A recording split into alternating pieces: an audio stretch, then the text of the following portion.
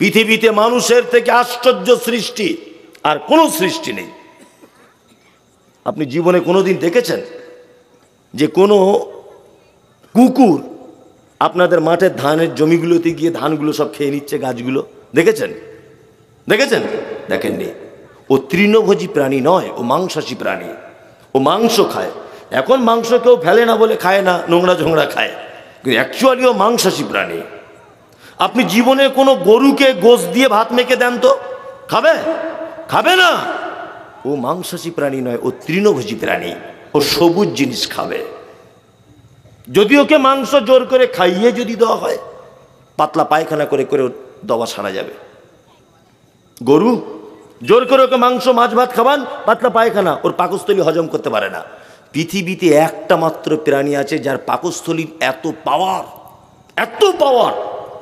গোশত দিবেন, মাংস দিবেন, সবজি দিবেন, আদা রসুন যা খাবে ওর পাকস্থলীর সমস্ত কিছু হজম করে নিচের দিক দিয়ে বার করে দিতে পারবে। পৃথিবীতে এরকম আশ্চর্য আর কোনো প্রাণী নেই। আচ্ছা বলুন, নেই। গরু নির্দিষ্ট একটা খাদ্যের উপরে নির্ভর করে, বাঘ নির্দিষ্ট একটা খাদ্যের উপরে নির্ভর করে। পৃথিবীতে একটা আশ্চর্য প্রাণী আছে, তার নাম মানুষ। সমস্ত কিছু খেয়ে হজম করার ক্ষমতা রাখে। আপনি কি কখনো এগুলো ভাবেন না যে গরু যেগুলোতে খায়, এই বিচুলি বলে আমাদের ওখানে, আপনাদের কি বলে? খড়। খড়, তাই না? খড়। আচ্ছা, খড় আপনি বাড়িতে কুচিয়ে কুচিয়ে কুচিয়ে কুচিয়ে মোটামুটি 5-7 ঘন্টা একভাবে গরম পানিতে ফোটান তো দেখি, গোবরের মতো নরম করতে পারবেন? কখনোই সম্ভব নয়, কখনোই নয়। কিন্তু গরু যখন খায়, চিবিয়ে আগে ঢুকিয়ে নেয়, তারপরে আবার বসে বসে আনমনে কি বলে জাবর কাটে, তাই তো? আবার জাবর কেটে কেটে ভিতরে ঢোকায়। 15-20 মিনিট পরে দেখবেন ওটা গোবর হয়ে বার হয়ে আসছে। কত গরমের প্রয়োজন ওটা গলাতে গেলে, কত গরমের প্রয়োজন। গরুর গোশত আপনি আগুনে দিয়ে ফোটান, ওকে আপনি 10 ঘন্টা ধরে ফোটান, জীবনে ফুটিয়ে ফুটিয়ে পায়খানার মতো করতে পারবেন না। পারবেন? পারবেন না। একটা মানুষ খেয়ে নিল, 2 ঘন্টা পরে সেটাকে একদম গলিয়ে পচিয়ে পায়খানা করে তার মলদাল দিয়ে বার করে দিচ্ছে। দিচ্ছে কি দিচ্ছে না? আপনি এগুলো হাসছেন দাঁত বার করে, এগুলো তো হাসার কথা নয়। আপনি হাসছেন মানে আপনার মলদার দিয়ে ওটা পচিয়ে বার করে দেওয়া হচ্ছে। কত গরমের প্রয়োজন। আবার এত গরম ভিতরে আছে যে আপনার চামড়া কই পুড়ে যায় না, নাড়ি ভুড়ি কই পুড়িয়ে সিদ্ধ হয়ে যাচ্ছে না? তো যাচ্ছে? যাচ্ছে না। কে ভাবাবে এগুলো? নাস্তিক যারা বলছে না যে আমরা নাস্তিক, আমরা আল্লাহ টাল্লাহ কিছু বিশ্বাস করি না, আসলে গরু ও নাস্তিক নয়, একেবারে গরু। আচ্ছা, এখানে শিক্ষিত মানুষ যারা আছেন, এটা আমার জানা আছে যে বেলডাঙ্গা এলাকা খুব শিক্ষিত মানুষ। এখানে অনেক সিনিয়র মাদ্রাসা, অনেক নিজামিয়া মাদ্রাসা, অনেক স্কুল, অনেক মিশন, অনেক একাডেমি এখানে ভরপুর। সারা মুর্শিদাবাদ জেলার একটা ইম্পর্টেন্ট জায়গা বেলডাঙ্গা। এখানকার মানুষ পরেশগারিতার দিক দিয়ে আলহামদুলিল্লাহ অনেক ভালো। আমি তো অন্যান্য জায়গায় যাই, তার মধ্যে বেলডাঙ্গা আমার খুব পছন্দনীয় জায়গা। আপনারা বলুন, আমি মমতাজুল ইসলাম, আমি বিরিয়ানি খাচ্ছি, বিরিয়ানি। আচ্ছা বলুন তো, আমি যখন বিরিয়ানি খাচ্ছি, এই বিরিয়ানির পিছনে একজন রাঁধুনি আছে না নেই? আছে। তার মানে বোঝা যাচ্ছে কর্ম থাকলে কর্তা থাকবে, কর্তা ছাড়া কর্ম হয় না। আমি এখন একটা গান শুনছি, খুব ভালো মিষ্টি সুর। এই সুরের পিছনে একজন গায়ক আছে না নেই? আছে। গায়ক ছাড়া সুর সম্ভব নয়। যারা বলছে আমরা নাস্তিক, কিছু বিশ্বাস করি না, এই যে প্রত্যেক দিন সূর্য উঠে আবার ডুবে যাচ্ছে, প্রত্যেক দিন নির্দিষ্ট টাইমে নির্দিষ্ট রাস্তাতে চলে নির্দিষ্ট জায়গা ডুবে চলে যাচ্ছে, আবার আমাদের কাছ থেকে অদৃশ্য হয়ে যাচ্ছে। এটা একটা কাজ কি কাজ নয়? কাজ তো, কাজ। আপনি ঘুমান, ঘুমানোটা একটা কাজ, আপনাকে তুলে দিতে হবে ঠিক টাইমে, এটাও একটা কাজ। কাজ নয়? কাজ। এই যে চোখের ভিতরে চোখটা এরকম এরকম বারবার করছে, করেন আমাদের চোখ কেন? রাস্তাঘাটে চলতে গিয়ে যত ধুলোবালি চোখের ভিতরে পড়ে অটোমেটিক এ কি করে, ক্লিয়ার করে, পরিষ্কার পরিচ্ছন্ন কাজের অটোমেটিক পরিষ্কার পরিচ্ছন্ন করছে। তাহলে এ একটা কাজ করছে, তো তাহলে এর পিছনে একটা কর্তা থাকবে কি থাকবে না? থাকবে। তিনি কে? আল্লাহ। যারা বলছে নাস্তিক, আসলে নাস্তিক বলে কিছু নেই, ওরা সব গরু। বলছে নাস্তিক। আল্লাহ সুবহানাহু ওয়া তাআলা পবিত্র আল কোরআনে বলছেন, আল্লাযী খালাকা সাবআ সামাওয়াতিন তিবাকা। এই যে আসমানটা তোমরা দেখতে পাও, এই আসমানটা একতলা দুতলা এইরকম স্তরে স্তরে আমি আল্লাহ সুবহানাহু ওয়া তাআলা তৈরি করেছি। মা তারা ফি খালকির রহমানি মিন তাফাউত। আল্লাহ বলছেন যে রহমান আল্লাহ সৃষ্টিতে তোমরা কোন রকমের কি ত্রুটি পাও? আল্লাহ সৃষ্টিতে কোনো ত্রুটি আছে? কোনো ত্রুটি নাই। আল্লাহ সুবহানাহু ওয়া তাআলা তারপরে বলছেন ফারজিল বাশার, একবারে যদি তোমার দেখে মন যদি না ভরে, তোমার দৃষ্টিটা আবার দ্বিতীয়বার তার দিকে দেখো। আল্লাহ তাআলা বলছেন হাল তারা মিন ফুতুর, তোমার দৃষ্টি আবার তোমার কাছেই চলে আসবে, লজ্জিত হয়ে অপমানিত হয়ে তোমার কাছে রিটার্ন করবে, কিন্তু আমার সৃষ্টির কোনো ভুল দেখতে পাবে না।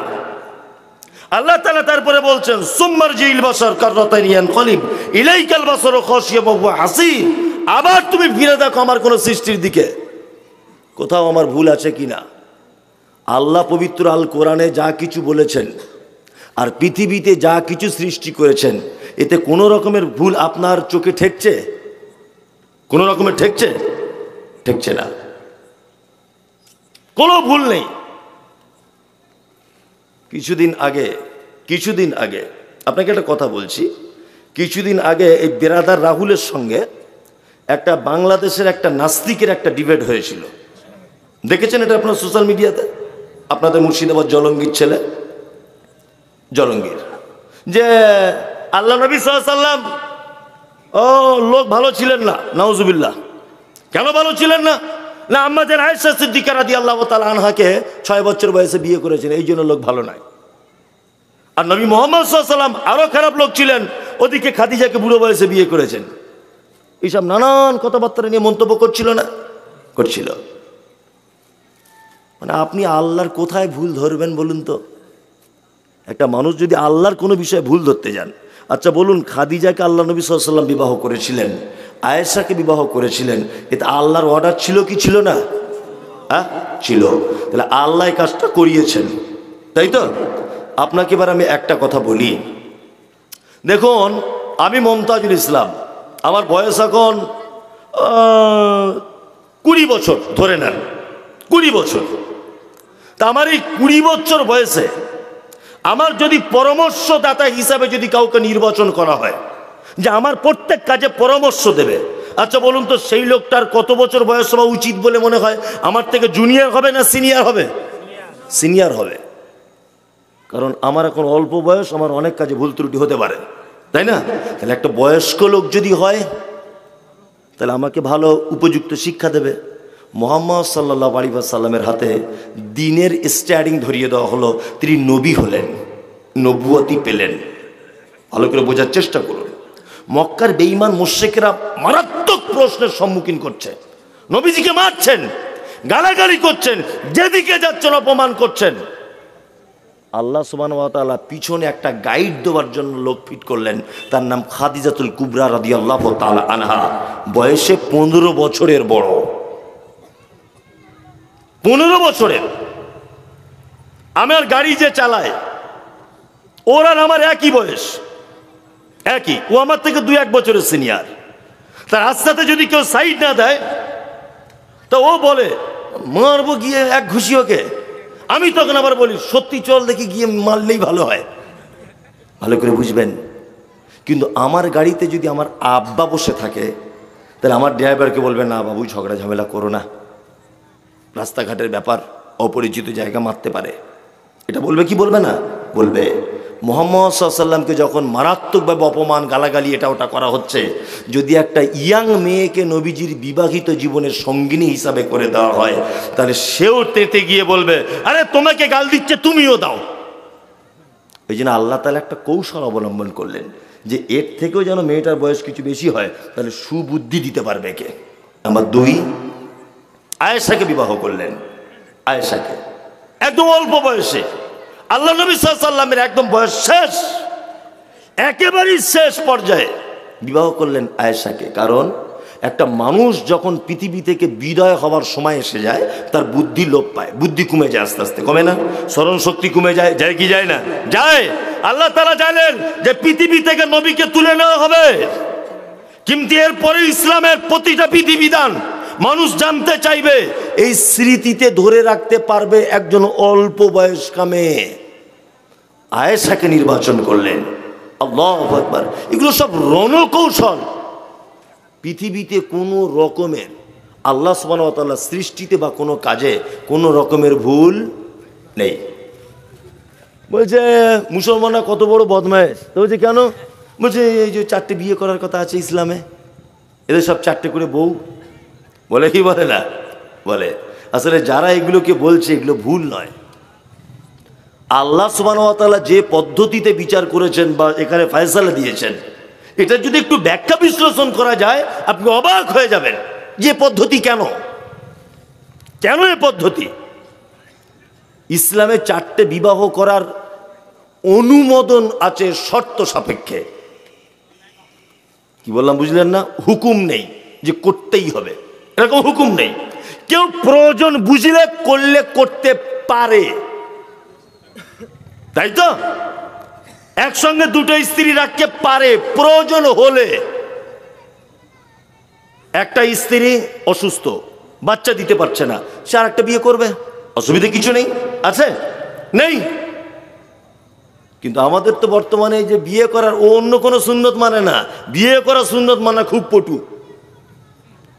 3-4টে বিয়ে করে মালদা একটা, মুর্শিদাবাদ একটা, ওই রাজমিস্ত্রি কাজ করতে গিয়েছিল মেদিনীপুরে, ওখানে একটা রেখে এসেছে। বলছে আরে মৌলভী সাহেব তোমরা যত টাকায় কামাও সুন্নত মানতে পারবে না, আমি মেনেছি বাপের বেটা।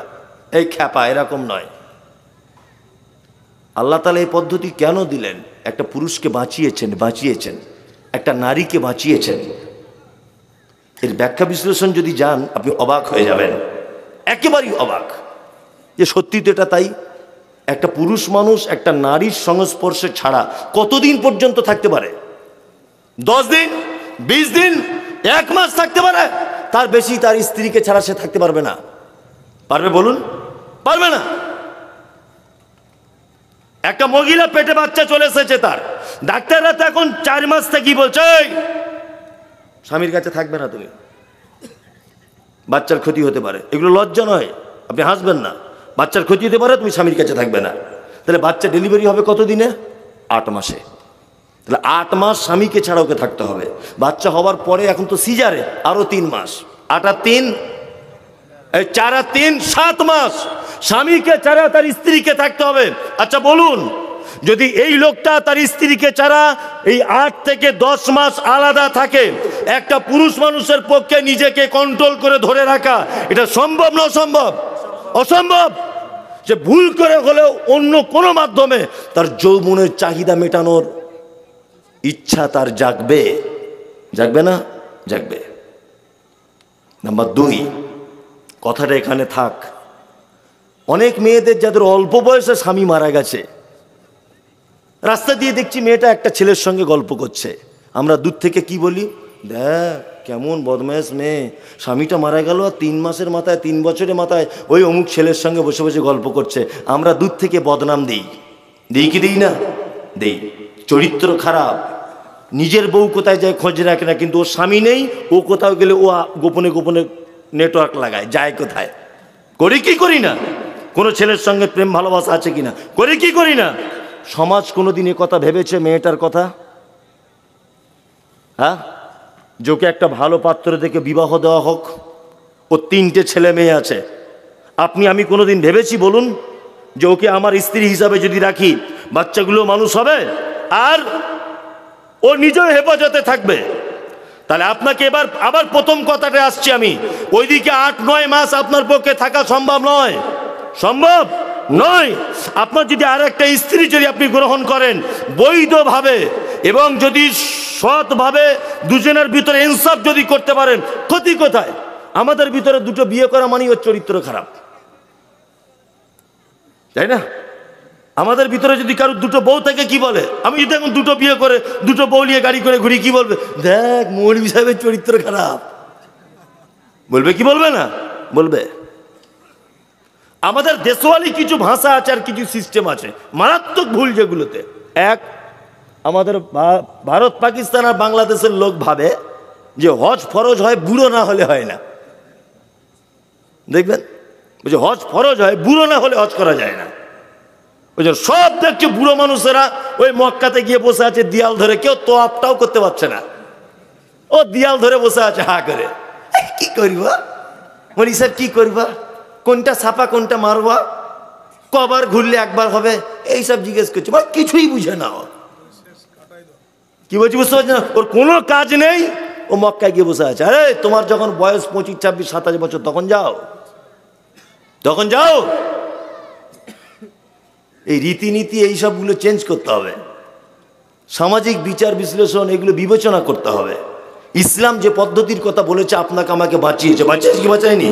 বাঁচিয়েছে। আপনাকে পাপ থেকে বাঁচিয়েছে, একটা নারীকে পাপ থেকে বাঁচিয়েছে। আল্লাহু আকবার। আল্লাহ সুবহানাহু ওয়া তাআলা বলছেন, ওয়ালাকাদ যায়্যানাস সামাআদ দুনিয়া বিমাসাবিহা ওয়া জাআলনাহা রুজুমান লিশ-শায়াতিন ওয়া আতাদনা লাহুম আযাবাস সাঈর। আল্লাহ বলছে দুনিয়ার যে আসমানটা তোমরা দেখতে পাও, এটাকে আমি খুব তারকা দিয়ে উজ্জ্বল করে সুন্দর গুছিয়ে আমি আল্লাহ তাআলা তোমাদের সামনে রেখেছি, যাতে তোমরা কি এর থেকে শিক্ষা গ্রহণ করো। আর এই তারকাগুলো তৈরি করেছি কেন? শয়তানকে মারার জন্যে। আর এইগুলোকে যারা অস্বীকার করবে, আল্লাহ বলছেন বিসাল মাসির।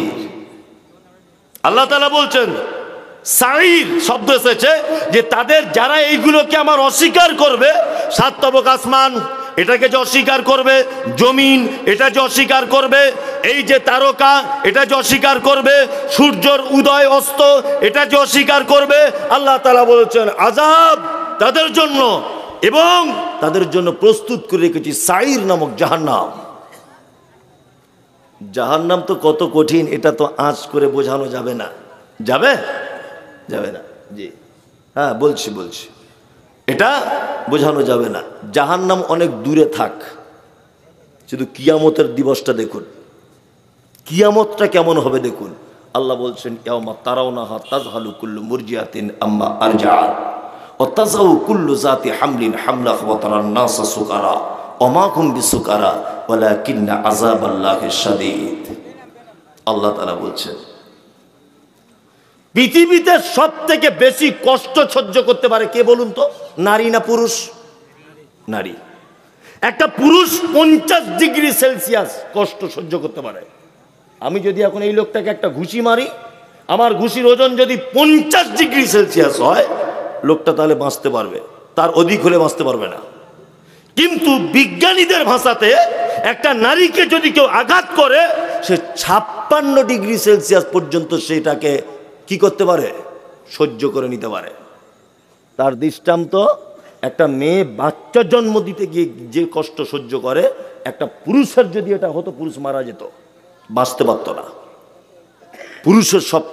পুরুষের থেকে নারীর ধৈর্য ক্ষমতা বেশি। আল্লাহ তাআলা বলছেন ইয়াওমা তারাউনাহা তাযহালু কুল্লু মুরজিআতিন আম্মা আরজাত ওয়া তাযাউ কুল্লু যাতি হামলিন হামলাহা ওয়া তারান নাসা সুকারা। কিয়ামতের মাঠ, একটা মা গর্ভবতী অবস্থায় থাকবে, তার বাচ্চার নিচের দিকে পড়ে যাবে, মা বুঝতে পারবে না যে আমার বাচ্চাটা কোন দিক দিয়ে কিভাবে হলো। আল্লাহু আকবার।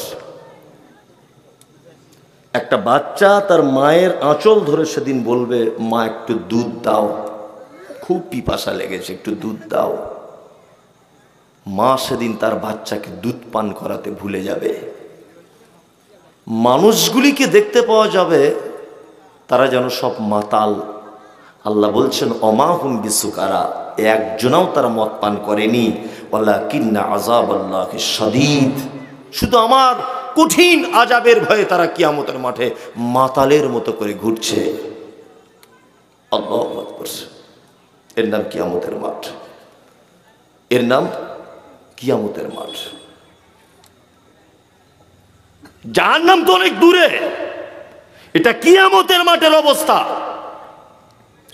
আম্মা জান আয়েশা সিদ্দিকা রাদিয়াল্লাহু তাআলা আনহা আল্লাহ নবী সাল্লাল্লাহু আলাইহি ওয়াসাল্লামকে বলছেন, আল্লাহ নবী, কিয়ামতের মাঠে নারী উলঙ্গ হয়ে দাঁড়াবে, পুরুষ খাতনাপিকিন অবস্থায় উলঙ্গ হয়ে কিয়ামতের মাঠে দাঁড়িয়ে থাকবে।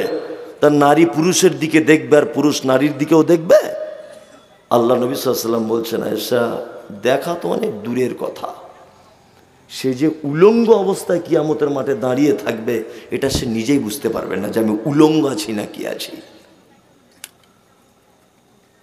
এর নাম কিয়ামতের মাঠ। তারপরে তো জাহান্নাম অনেক অনেক অনেক কঠিন। আল্লাহ তুমি আমাদেরকে কিয়ামতের দিনের এই আযাব থেকে বাঁচাও এবং জাহান্নাম থেকে বাঁচাও, আমিন। আমাকে বারবার সিগন্যাল দেওয়া হচ্ছে যেটা মাদ্রাসার জলসা তো, কিন্তু এটাও আমি খুব ভালো করে জানি যে আমি এখন যদি দানের কথা বলি তাই সব লোকগুলো উঠতে আর টাইম লাগবে 5 মিনিট, একটা লোকও থাকবে না। কারণ সব লোক জানে যে এই শেষ বক্তা, আর কোনো বক্তা নেই। আর এখন যদি টাকা চায় ও আর 1 মিনিট বসবে না। কি বলছি বুঝতে পারছেন না? ও এখনই উঠতে শুরু করবে। এটা আমিও হলে তাই করতাম, আমি নিজে হলেও করতাম, আমি নিজে যদি হতাম তাও করতাম। তারপরেও এটা একটা প্রতিষ্ঠানের জলসা, তাই না? প্রতিষ্ঠানের। আমি আজকে সরল পথ একাডেমিতে ছিলাম প্রায় 1 ঘন্টার কাছাকাছি। এখানে আসার আগে অনেক আলোচনা হলো, অনেক কিছু হলো।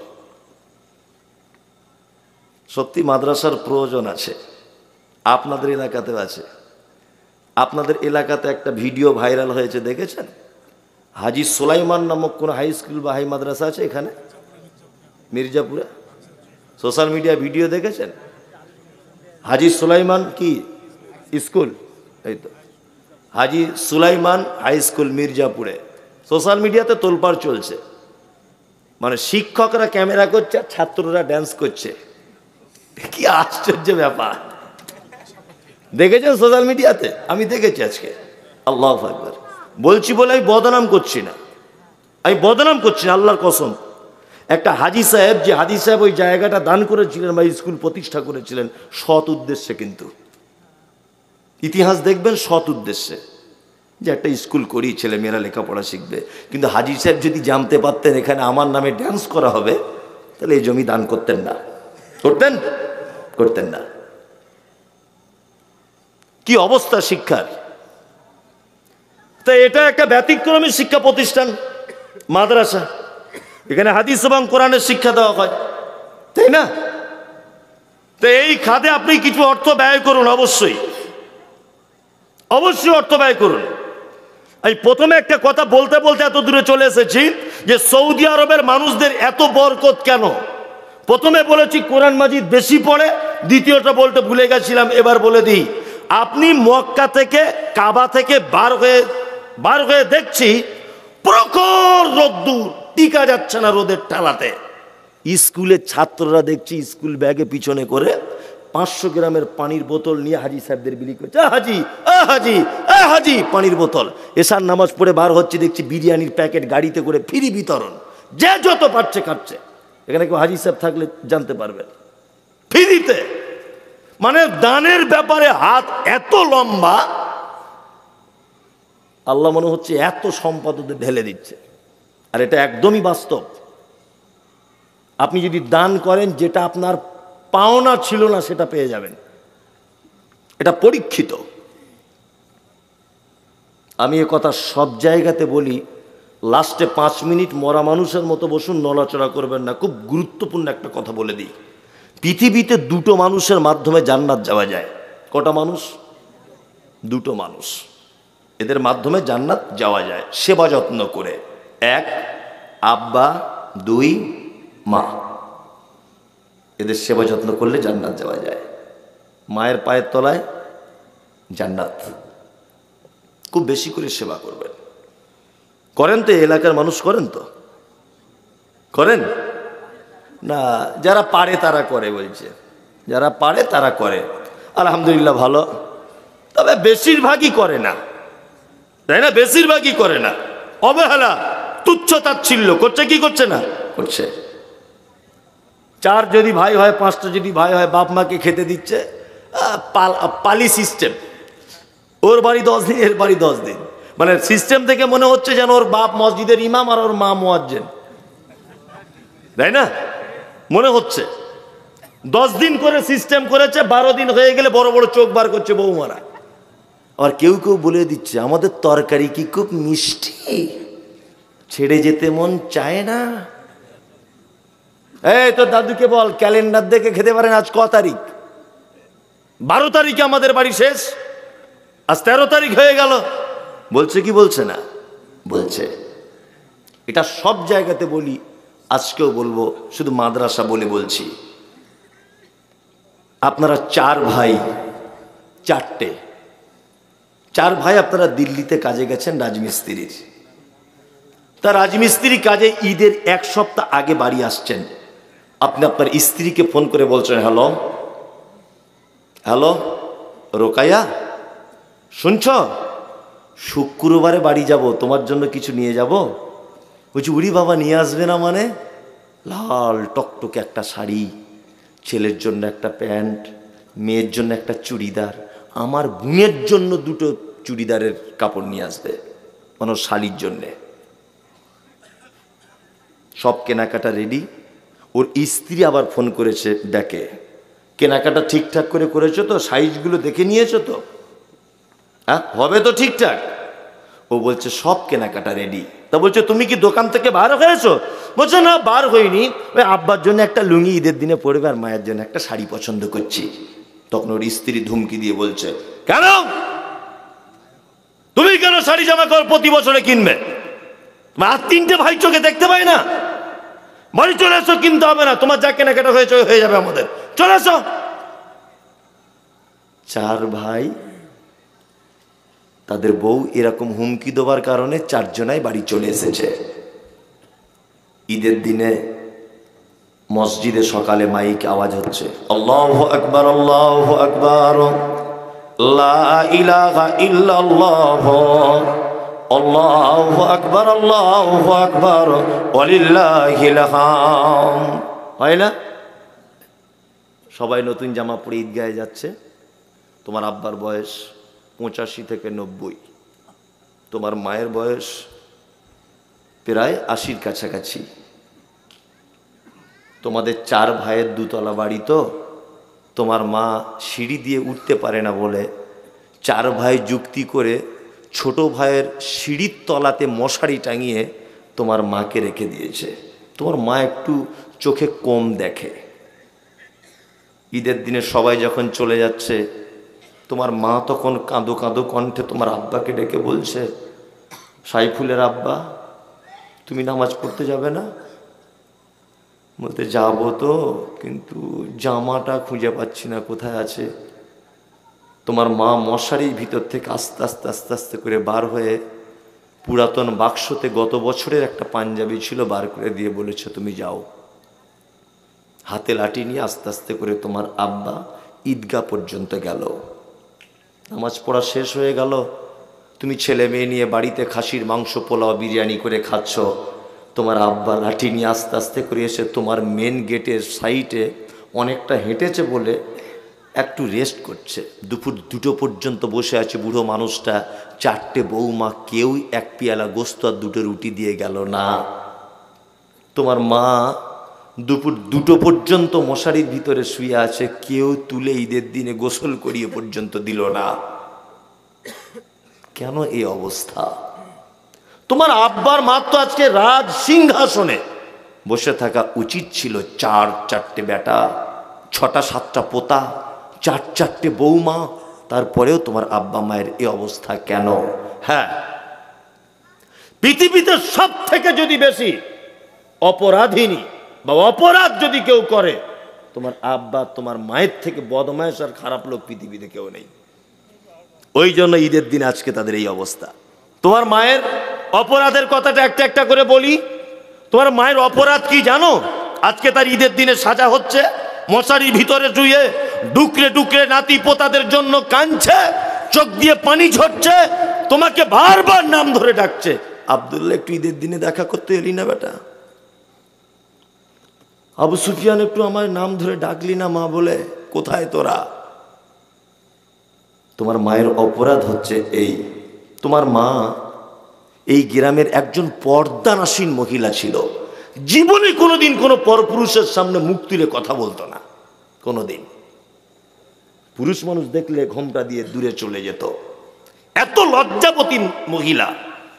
কিন্তু তোমার মতোই বদমাশ ছেলেকে জন্ম দিতে গিয়ে বহরমপুর সদর হাসপাতালে পরপুরুষের সামনে সায়া ব্লাউজ খুলে উলঙ্গ হয়ে বেডে শুতে হয়েছিল তোমাকে ডেলিভারি করার জন্যে। তোমার মায়ের জীবনের প্রথম অপরাধ যে তোমার জন্য তোমার যে মা মুখ দেখাতো না, সে মা তার লজ্জাস্থান দেখিয়েছে পরপুরুষ ডাক্তারকে। এটা তোমার মায়ের জীবনের প্রথম অপরাধ। তোমার মায়ের দ্বিতীয় অপরাধ কি না, তোমার মায়ের মাথার চুল কালো কুচকুচে, হাঁটু পর্যন্ত দুলতো। পাড়ার মেয়েরা তোমার মায়ের মাথার চুল দেখতে আসতো মাঝে মধ্যে। ডাক্তার বাবুরা যখন সিজার করে তোমাকে পৃথিবীর আলো যখন দেখিয়েছে, তোমার মায়ের কালো কুচকুচে কোমর পর্যন্ত দোলানো চুল ওর লাল রক্তে জমাট বেঁধে গিয়েছিল। এটা তোমার মায়ের দ্বিতীয় বড় অপরাধ। তোমার মায়ের 3 নম্বরের অপরাধ, তোমার মা জীবনে ভয়ে কোনোদিন ইনজেকশন পর্যন্ত ডাক্তারের কাছে নিতে পারতো না। কিন্তু তুমি যখন পেটে ছিলে, যখন মায়ের বেদনা শুরু হয়েছে, ডাক্তার বাবুর কাছে গিয়েছে। ডাক্তার বাবু বলছে, মা তোমার পেটের ভিতরের বাচ্চাটা সোজাসুজি থাকার কথা, আড়াআড়ি করে লেগে গেছে, এখনই তোমারকে বাচ্চা মারা যেতে পারে।